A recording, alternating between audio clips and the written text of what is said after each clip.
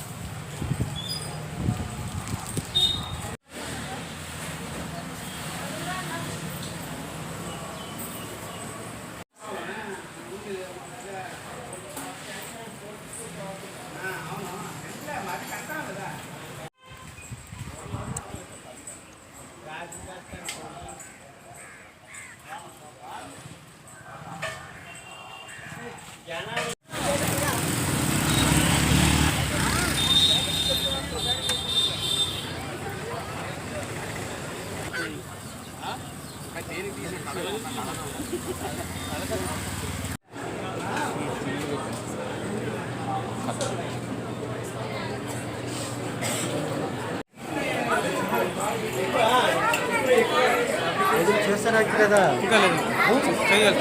చేస్తా.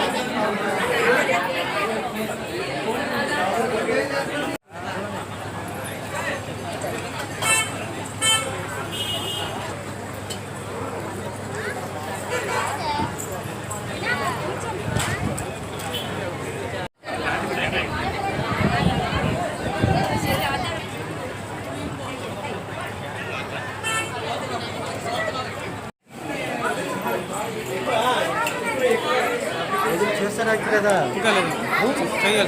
చేస్తా. నేను ఎన్టీ రామారావు 82 పార్టీ తరఫున నుంచి ఆ పార్టీకి నేను 5 నెలలతో ఆ పార్టీ నుంచి అనుసరించి పనిచేస్తాను. ఇప్పుడు కూడా ఎటువంటి మార్పులు చేయడం లేదు. మీరు పండుగ ఎన్ని రోజులు చేస్తారండి? ఎన్ని రోజులు చేస్తారు? అదే 13వ సంవత్సరం. ఈ పండుగ 13 సంవత్సరాల గ్రామ దేవతల పండుగ అయింది.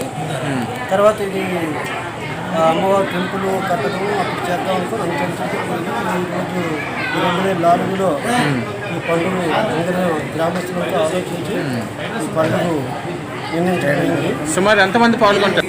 ఒక 1,50,000 వరకు ఉంటారు. ఓకే. పండుగ భారీ ఎత్తున చేస్తున్నారు. ఎవరితో పెట్టుకోవాలి. మరి పండుగ విషయంలో అయితే అన్ని రకాలుగా ప్రజలు అమ్మవారికి రాజకీయాలకు అతీతంగా రాజకీయాలతో లెక్క లేకుండా అమ్మవారికి అన్ని రకాలుగా సహకరించారు. పండుగ పెద్ద ఉత్సాహంగా పోతుంది.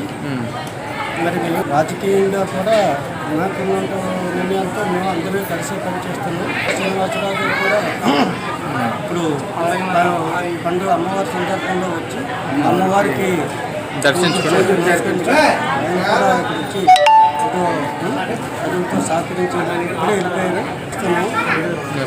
ఈ గ్రామం ఎప్పుడు మంచి అభివృద్ధిలో ఉండాలని నేను ఇప్పుడు ఎంపీటీసీగా సర్పంచ్గా ఎప్పుడు పార్టీ అనుసరించి చేస్తాను.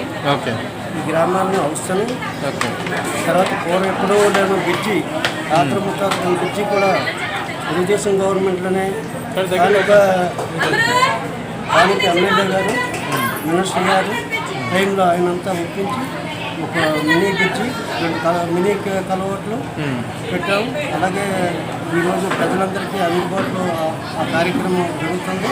అక్కడ నేనంతా పొలాలు గట్టు మీద వెళ్ళేవారు అప్పుడు. అది కూడా బాగుంది. నీరు చెట్టు కార్యక్రమంలో కృష్ణరాజు 20 లక్షలు నిధులు ఏర్పాటు చేయించాము. కొంత బిల్లులు వచ్చాయి, కొంత రాలేదు. మరి అవి కూడా ఉన్నాయి. గ్రామంలో చెన్నై ఈరోజు పండుగలు ఏం నుంచి అమ్మవారికి జోగు గడ్డాలు తిరగడం ఇవన్నీ వాలకాలు అన్నీ జరుపుతారు. మీరు చెప్పండి. మీరు చేస్తారు కదా చేయించారు. మరి మేము కూడా అమ్మవారికి ఏర్పాటు చేశాము. ఓకే కార్యక్రమం బాగా జరిగిందని మేము సంతోషిస్తున్నాము. ఓకే ప్రసాద్ అండి. ఓకే ఈరోజు ఉదయం నుంచి కూడా గ్రామంలోనే జోగా అదే అమ్మవారి తాలూకా ప్రతిమ తిరుగుతుంది. తర్వాత ఇప్పుడు సాయంత్రం 4 గంటలకి పాలదార చేస్తారు. పాలదార అయిన తర్వాత రథోత్సవం ఉంటుంది. రథాలు తిరుగుతాయి. రథోత్సవం అయిన తర్వాత అమ్మవారి ఊరేగింపు కార్యక్రమం స్టార్ట్ అవుతుంది. అదనేది రాత్రి 11 వరకు కూడా అమ్మవారి ఊరేగింపు మిగతా కార్యక్రమం అంతా పూర్తయితే తెల్లవారు 1 గంట ఈ కార్యక్రమం 13 సంవత్సరాల క్రితం చేసామంటే తర్వాత ఏదో కొన్ని కారణాల ఇబ్బందుల వల్ల అలా వాయిదా పడుతూ వచ్చింది. ఈ రోజుకి మళ్ళీ అంత కార్యక్రమం మళ్ళీ ఈ రోజుకి అది కార్యరూపం దాల్చి ఇంకా చాలా మామూలుగా చాలా గ్రాండ్గా ఈ యొక్క పండుగ చాలా ఉత్సాహంగా జరుగుతుంది. ఏ వయసు నుంచి ఇది వరకు నా పేరు దొంతల అప్పలనాయుడు. మాది వరాడ పంచాయతీ గద్దపేట గ్రామంలో గ్రామ పెద్దగా మేము ఈ గ్రామంలో మరి అన్ని కార్యక్రమాలు గద్ద సూర్యనాయుడు నేను ఈ యొక్క రథం కానీ ఈ గ్రామ దేవత పండుగ గురించి కానీ అన్నీ మేము జరిపిస్తూ మరి 2011లో ఈ యొక్క కార్యక్రమం అమ్మవారి కార్యక్రమం జరిగింది. తర్వాత కొన్ని అవాంఛనీయుల వల్ల కొద్దిగా పెరిగింది. ఇది వరకు 2011లో చేయాలనుకున్నాం. గ్రామ పెద్దగా బాగోలేనందువల్ల మళ్ళీ 2013లో చాలా గ్రాండ్గా భారీ ఎత్తున లైటింగ్తో పౌరాణిక రంగం నాటకాలతో. ఇప్పుడు ఏ ప్రాంతాల నుంచి ప్రాంతాలంటే చాలా రాజమండ్రి మొరారి చాలా జగ్గంపేట ఇటు వైజాగ్ ఇటు పార్కుపురం ఈ ఏరియాలు మొత్తం అన్ని గ్రామాలు. ఎన్ని రోజులు నిర్వహిస్తారు? మొత్తం ఘటాలు తిరగడం అయితే ఆ 8 రోజులు ఘటాలు తిప్పుతూ 8 రోజులు ఘటాలు తిప్పడం జరుగుతుంది. ఈరోజు నిన్న తొలేలు జరిగింది బుధవారం. ఈరోజు అమ్మవారు రథోత్సవం చాలా భారీ ఎత్తున ఉత్సవాలు జరిపించుకుంటూ మరి అన్ని విధాలుగా అందరికీ ఏకాభావంతో గ్రామ ప్రజలందరూ కలిసి ఈ యొక్క కార్యక్రమాన్ని లక్షలు ఏర్పాటు చేసి లక్షల మంది ఖర్చు పెట్టి ఈ గ్రామ అమ్మవారి పండుగను జరిపించుకుంటూ చాలా ఆనందంగా రథోత్సవం కలిపి సంబరాలతో రాత్రి 11 గంటలకి అమ్మవారు గుడికి వచ్చి అమ్మవారి పూజలు జరిపించుకుంటూ ఆ తర్వాత ఈ యాటలు కొట్టడం కానీ ఇవన్నీ. గద్దపేట గ్రామం. నా పేరు గద్ద సూర్యనాయుడు, గ్రామ పెద్దంతా. మేము మా పెద్దల నుంచి శ్రీ రాజలక్ష్మి అమ్మవారి పండుగ జాతర ప్రతి 5 సంవత్సరాల ఒకసారి జరుపుకుంటాం. దాన్ని మళ్ళీ సంవత్సరం కూడా వారాల నిమిత్తం మళ్ళీ జరుపుకుంటూ ఉంటాం. గత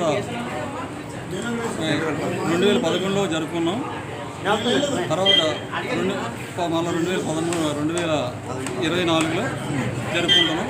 ఇప్పటికి 13 సంవత్సరాలు అయింది. అమ్మవారి ప్రత్యేకత భక్తులు ఏమి కోరుకున్నా సరే ఆమె కోరికల మేరకు వాళ్ళకి అనుకూలంగా వాళ్ళ కోరికలు తీర్చే అమ్మవారు కాబట్టి ఆమెను అందరూ కూడా పూజిస్తుంటారు.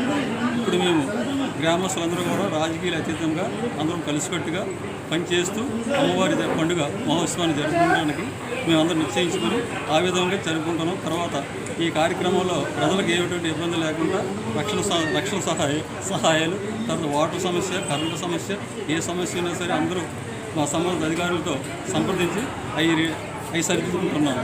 తర్వాత ఈ అమ్మవారు ఉత్సవాల్లో వచ్చిన బంధువులు అందరూ కూడా అమ్మవారి ఆశీస్సు తీసుకొని వాళ్ళ కోరికలు వాళ్ళు నెరవేర్చుకుంటారని తెలియజేస్తారు. దీనికి ఏమైనా దాని చెప్పండి, దాని ప్రాముఖ్యత చెప్పండి. దాని ప్రాముఖ్యత అంటే ఈ గ్రామ పెద్దగా ఎవరైతే ఉంటారో పండుగ జరిపిస్తుంటారో వాళ్ళకి పెద్దల ఆచారం ప్రకారంగా వారసత్వ రీత్యా అలాగే వస్తూ ఉంటుంది కాబట్టి వాళ్ళకి జరుపుకుంటాము. ఓకే.